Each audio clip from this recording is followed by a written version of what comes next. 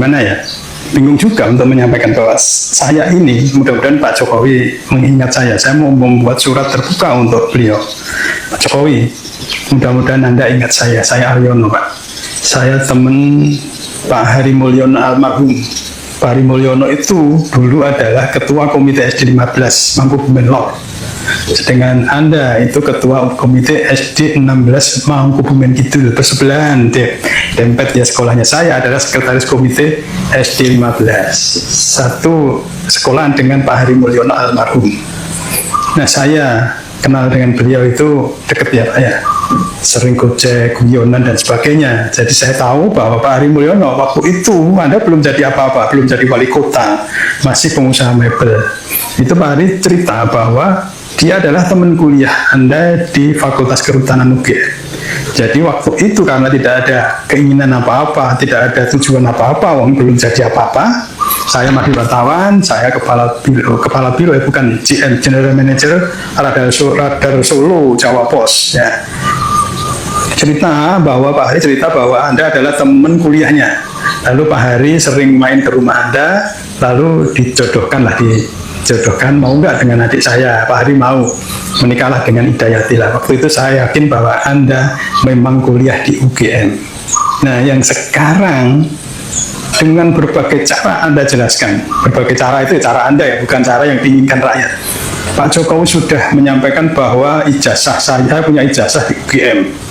Lalu teman-temannya katanya juga sudah menyampaikan bahwa itu memang satu kuliah dengan Pak Jokowi. Lalu rektornya bahkan Bu Ova Amelia itu profesor itu juga menyampaikan bahwa ijazah Pak Jokowi asli di UGM dan ada catatannya. Nah, tapi Pak Rismon itu dia dokter Pak, dia dokter, mantan dosen dan punya keahlian di bidang IT. Memang dunianya itu bisa menunjukkan secara ilmiah bahwa ijazah Anda itu palsu. Nah, ini yang perlu segera diklarifikasi Pak. Lalu kenapa semua orang kok masih tidak percaya dengan keaslian ijazah Anda? Itu karena satu, Anda sudah tidak dipercaya oleh rakyat, kecuali oleh para cebong, para bajer yang selama ini berada di belakang Anda, itu yang percaya. Yang rakyat lainnya itu tidak percaya. Bahkan tokoh-tokoh oposisi itu sampai akan tanggal 16 Maret akan datang ke rumah Anda untuk bersilaturahim sekaligus mengklarifikasi. Karena apa? Karena sampai sekarang ijazah asli itu tidak pernah ditunjukkan. Inilah persoalannya. Padahal dengan menunjukkan ijazah asli itu semua selesai. Tapi yang jadi pikiran saya, yang mungkin ini perkiraan saya, itu adalah bahwa Anda sudah tidak dipercaya oleh rakyat Pak. Banyak loh kebohongan Bapak yang selama ini muncul ke permukaan, misalnya SMK yang katanya sudah dipesan 6.000 orang, sampai sekarang jadi mobil goib, tidak ada jejaknya sama sekali. SMK di mana sekarang? Gedungnya ada, mobilnya nggak ada. Saya pernah ke sana liputan Pak, tidak boleh masuk, tapi gedung itu ada, pabrik ada, tapi nggak ada mobilnya, adanya mobil Avanza. Nah, yang kedua masalah tidak akan hutang. Buat apa hutang? Uang kita banyak. Ternyata hutang sekarang sampai 8.000 triliun lebih. Yang bayar siapa? Ekonomi kacau. Lalu membangun IKN katanya tidak pakai APBN, ternyata APBN jebol gara-gara IKN juga. Pengelolaan negara yang amburadul ini yang membuat rakyat dengan Anda itu menyampaikan bahwa saya lulusan UGM tidak percaya Pak. Karena saya itu Pak, kebetulan punya teman namanya Heru, orang Lawean, Anda mungkin kenal. Itu satu kelas dengan Anda di SMP Negeri 1. Saya percaya Anda sekolah di SMP Negeri 1, di SMA 6. Waktu itu belum SMA 6, masih SMPP. Nah, ini yang jadi pertanyaan, tunjukkan ijazahmu yang asli, sudah selesai semua. Tapi karena tidak ditunjukkan, hanya omongan orang, omongan rektor dan sebagainya, Anda yang ngomong sebesar apapun, seluar biasa apapun omongan Anda, itu tidak dipercaya. Itu aja persoalannya. Saya percaya Anda punya ijazah, tapi karena omongan Anda sudah tidak dipercaya itu, sehingga sekarang bergulir terus Pak. Itu nanti menjadi energi negatif buat sampean. Energi negatif itu makannya setan, makannya jin. Jadi kalau Anda energinya negatif terus, bahaya Pak. Semua ada akhirnya, semua ada ajalnya. Kekuasaan manusia itu juga ada akhirnya. Jika tiba akhirnya nanti, kasihan sampean Pak. Coba segera selesaikan sekarang aja. Oke, mudah-mudahan video ini sampai ke beliau. Thank you. Sharing.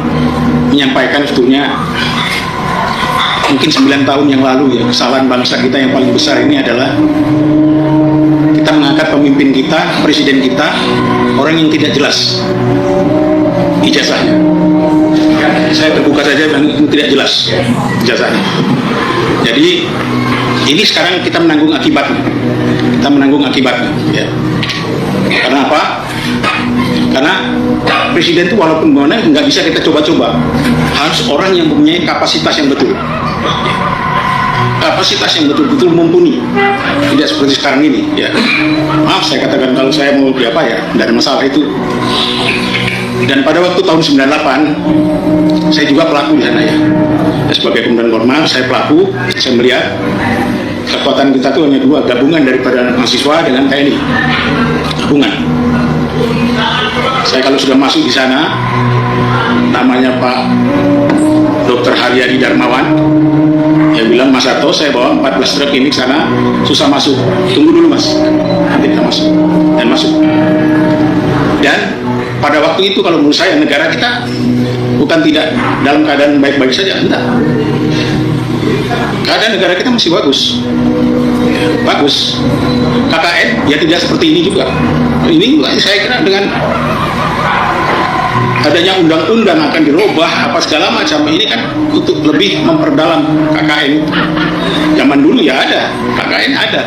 Tapi setelah 30 tahun memerintah Pak Harto, anaknya, dan dia punya alasan anaknya dijadikan menteri apa ya, sosial udah 30 tahun dan dia juga sebagai ketua Golkar segala macam. Sekarang terus terang yang saya komplain sampai saat ini, saya komplain terus terang, kita 78 tahun merdeka ini tidak pernah satu detik pun kita melakukan Undang-Undang Dasar 45 secara murni konsekuen. Tidak juga dengan Bung Karno. Pemilu kita pertama tahun 55 berapa mungkin? Partai 98 atau sekarang juga partai nggak tahu berapa. Padahal kalau menurut saya terus terang, partai ini legal standingnya dari rakyat mana? Nah,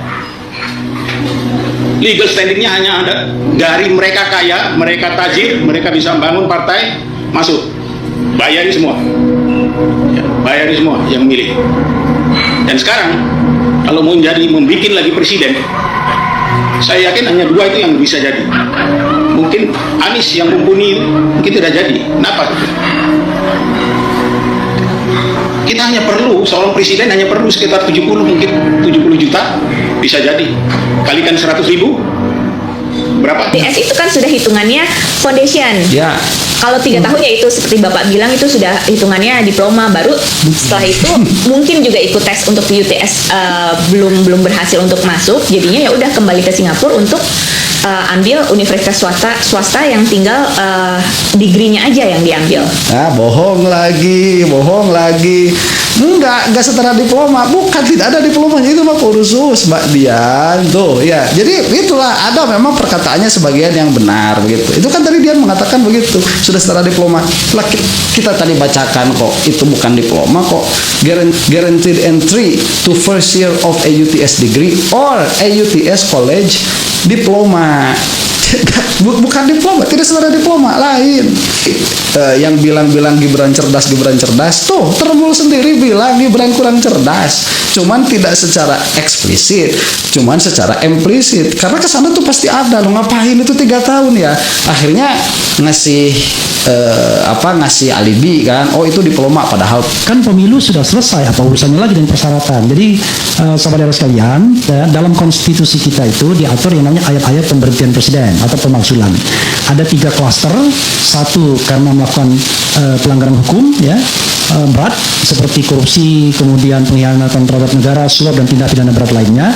Nah, klaster kedua melakukan perbuatan tercela itu contohnya judi, mabuk-mabukan, zina, tapi tidak terbatas pada itu saja ya.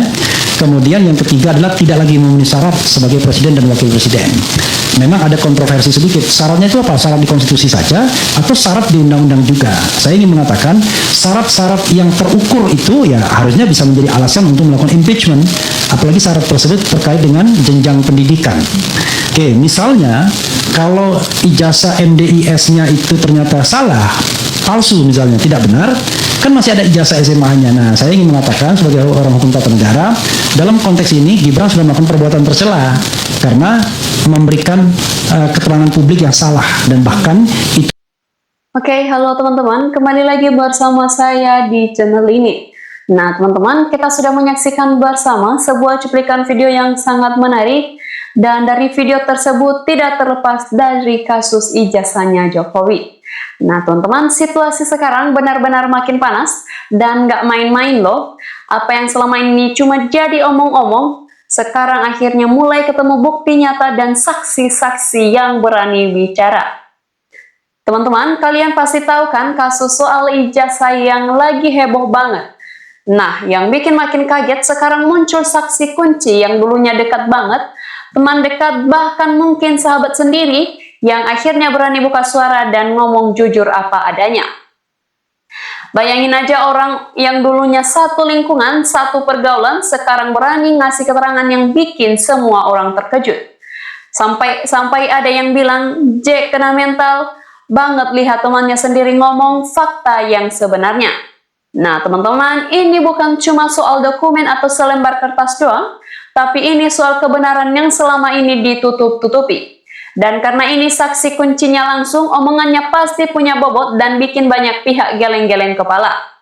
Teman-teman, karena beritanya sudah nyebar kemana-mana, netizen pun ada bereaksi keras banget. Komentar-komentar mereka banyak yang tajam, banyak yang kaget, dan banyak juga yang akhirnya paham sama situasi yang sebenarnya terjadi. Nah, teman-teman, mari kita dengarkan pendapat-pendapat dari netizen, dan kita mulai dari komentar Junaidi yang mengatakan, pembuktian sah depan mata ijazah palsu Jokowi dan foto di ijazah itu bukan Jokowi. Memakai foto orang lain ini adalah tanda bukti nyata. Teman-teman, di sini ada lagi komentar dari Ngatem Dikasih. Pak Jokowi tidak pernah kuliah, Pak. Jadi nggak bisa menunjukkan ijazah karena nggak punya ijazah. Teman-teman, di sini ada lagi komentar dari Jusmawati yang mengatakan, mengapa Jokowi tidak mau menunjukkan ijazahnya yang katanya asli? Kalau memang asli, kan selesai kasusnya dan dihukum semua orang-orang yang menduduh Jokowi. Ada apa sebenarnya Jokowi ini? Jangan-jangan ada peristiwa yang lebih besar. Andai ijazahnya ditunjukkan ternyata palsu, jadi penegak hukum harus memaksa Jokowi tunjukkan ijazahnya, seret paksa Jokowi untuk ke pengadilan. Teman-teman, kita lanjut lagi di komentar selanjutnya dari AGFR yang mengatakan, kapan di Indonesia pecah telur, ada mantan presiden dibui sama rektor UGM tuh biar menorehkan sejarah baru di Indonesia. Supraji mengatakan, semoga kebenaran terungkap dengan menunjukkan ijazahnya asli apa enggak, supaya tidak gaduh berkepanjangan. Sudahi kebohongan ini, ingat kebohongan tidak akan kekal dan akan kalah dengan kebenaran. Teman-teman, kita lanjut lagi. Di sini ada komentar lagi dari Sunasie yang mengatakan, itulah kesalahan terbesar yang tidak akan termaafkan oleh rakyat Indonesia. ADLP PDIP dan Megawati, mana tanggung jawabnya bahwa si Dajjal iblis dalam pemerintahan ini cuma jadi perusak negara dan bangsa. Teman-teman, Asyiha mengatakan si Jokowi wajib diproses. Kalau tidak diproses hukum, maka terkutuklah para penegak hukum yang punya kewenangan.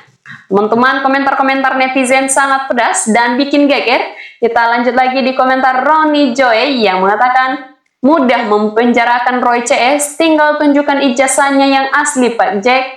Kalau benar-benar punya, Roy CS masuk bui itu jelas.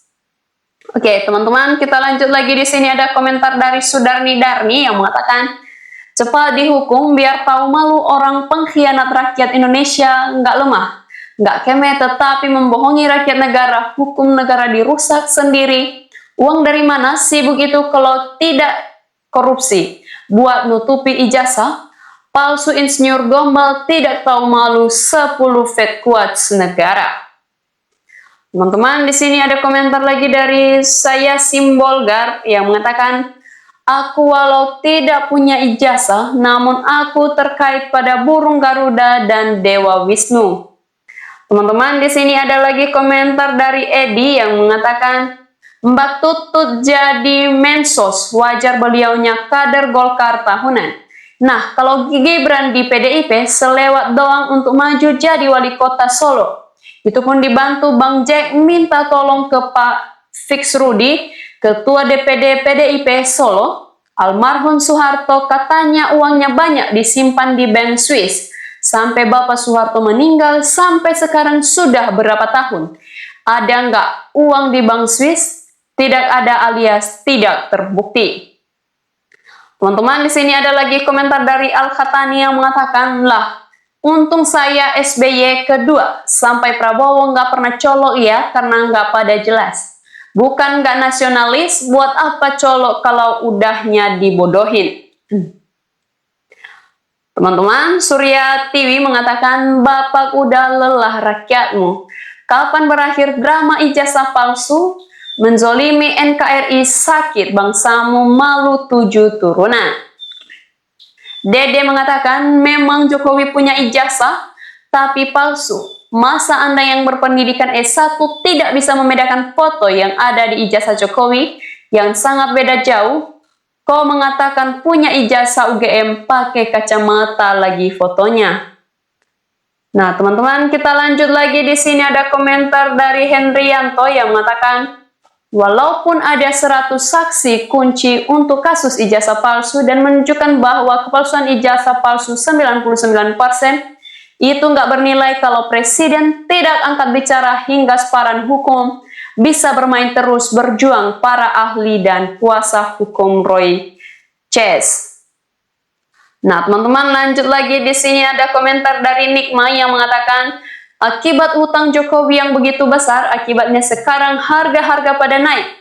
Salah satunya bagi orang kecil harga plastik yang dulunya 8.000, sekarang 12.000. Lalu harga nasi goreng yang dulu 10.000, sekarang 12.000.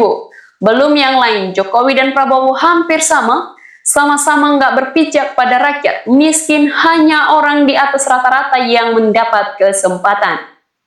Teman-teman, Hajar Sugias mengatakan, siapa ya yang salah mencalonkan Jokowi ya minta maaf pada masyarakat biar malu mantan.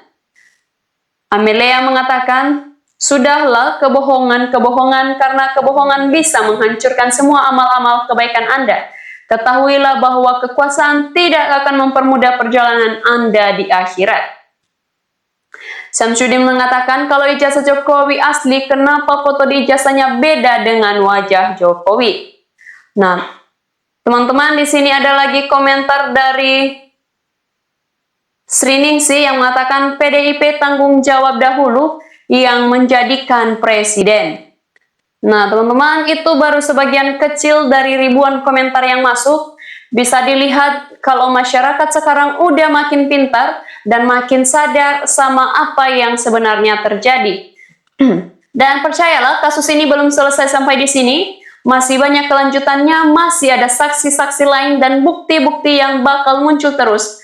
Jadi jangan sampai kalian ketinggalan update terbarunya. Nantikan terus video menarik lainnya, tetap bersama kami di channel ini, dan terima kasih.